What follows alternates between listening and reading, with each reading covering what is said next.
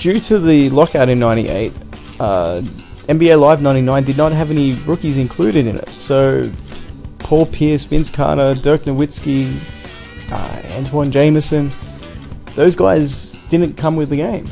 So obviously I can't do a debut series for guys that weren't debuting in it. So I've decided to go ahead and do the fantasy draft, which is a new feature in Live 99. And I was able to get the Knicks, and I just, basically all it is all the players go into a fantasy pool and you just draft them. And I got the 20th pick overall, which is actually a bad spot to be in because it's 20th selection every single round. It doesn't alternate, so 20th one round and then 10 the next. But it's okay though, because I was able to pick up my favourite player of all time in Allen Iverson, my first pick overall. And at that stage I decided, look, I'm not going to be able to get any veterans, I'm just going to try and build a younger squad, because there wasn't a franchise mode, but what they did have was 10 consecutive seasons. So because there's 10 consecutive seasons, players will improve or decline based off their play and also their age and things like that. So I decided to go with a young squad, and I was very happy with who I selected. I'm not going to give any spoilers, you have to watch it as I go along. But here I'm up to my second pick, so I may as well talk about it a little bit.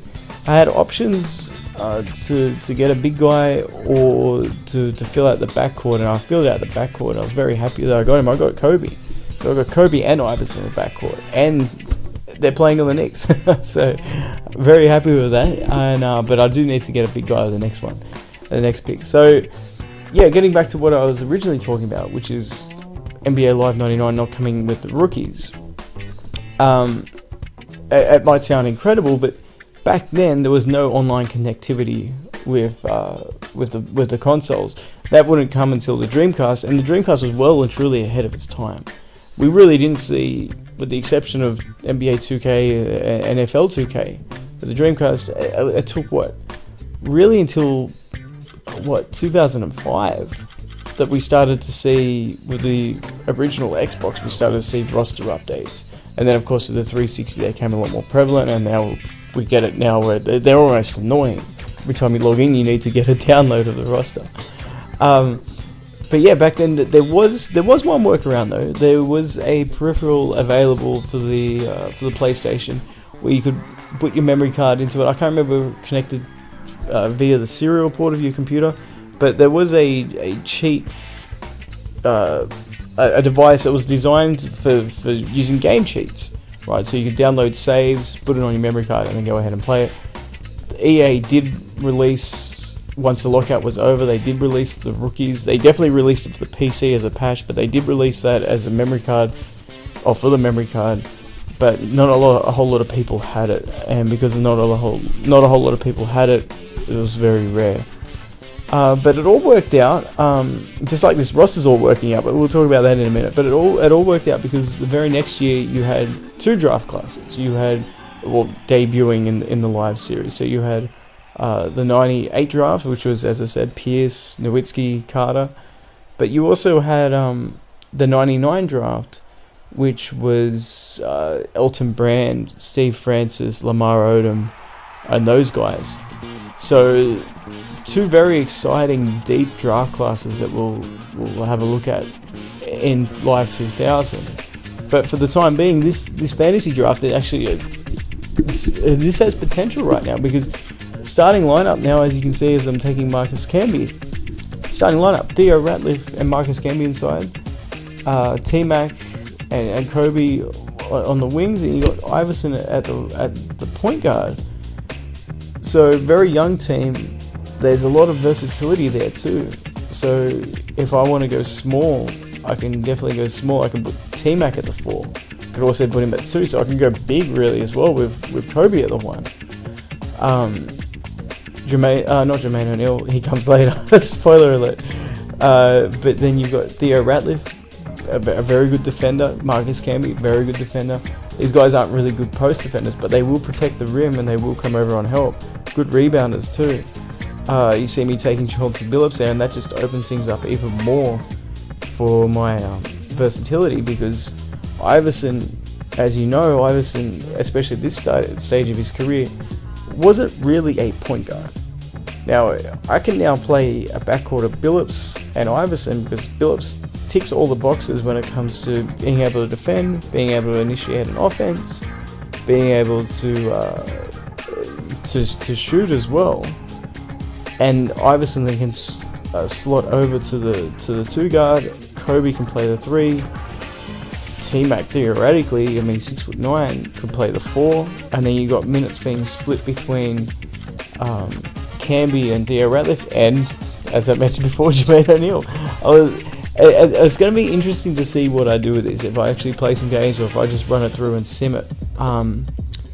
Because all these guys are young, and I'm looking at it, I appreciate this, that I'm looking at it, the benefit of 2020 here, of hindsight. So I know how these players developed. I know Jermaine O'Neal became an MVP candidate. I know Ratliff became a Defensive Player of the Year candidate. I know that TMac became a Hall of Famer, or soon to be Hall of Famer. Same with Kobe.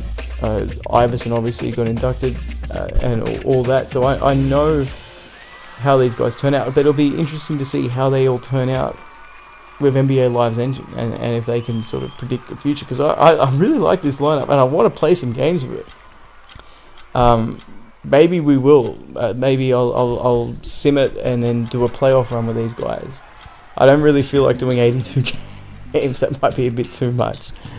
But it was a fun feature to have, and what even added to it was the lockout went for so long.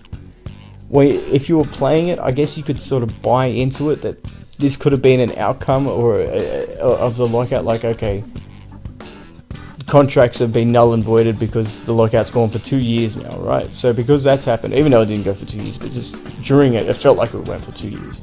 But because the lockout went for so long, the way to solve this is everybody becomes a free agent, and we all just do a fantasy draft to see, and it's all luck of the coin.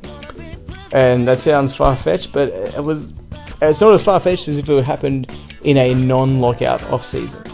And I kind of liked it. It was an interesting sort of thing. You see, I picked up Dennis Scott. That was just to add some shooting. That was maybe a weakness I had going for that pick. And also, he's been to the finals, and he's a veteran at this stage, even though, he's hadn't even been playing for 92, I think he was drafted, so 99, so that's a 7-year. I guess that qualifies as a veteran. And I took Scott Williams, obviously won some championships with the first three-peat for the Bulls. Needs some of that veteran leadership. Plus, he's a much more physical defender on the inside. So you got Ratliff. These guys are all good defenders in terms of blocking shots in their athleticism, but they're not really physical guys. So who's going to guard a Shaq? Who's going to guard a Carmelo? And then I could just bring in Scott Williams. But yeah, as I was saying, this is a really fun mode. It kind of took away some of that sting of not having Vince Carter and Paul Pierce and Nowitzki available. So that's pretty much the video so far. I'm going to let it run after this, so after I finish up this point, which is, I want you guys to let me know if you want me to go ahead and play some of these games and see how this roster runs. Also, keep in mind that it won't be going up against, say, the Utah Jazz of Carmelo and John Stockton. They'll be going up against those guys, whoever those guys, that team's drafted. So they could have Gary Payton, they could have Scottie Pippen, they could have Shaq, they could have Sean Kemp. All those guys are available, and the rosters are completely different to what they were in real life. So you got to take that into account too. So I don't know who's good and who's bad until I play them. Obviously, whoever had the first pick is probably going to be a lot better than who had the 30th pick, because as I said, it didn't alternate. But it's something different. So I hope you guys enjoyed the video, and keep an eye out for some new ones. And yeah, hit the subscribe button or hit the like if you feel inclined. That would be very much appreciated. Thank you very much.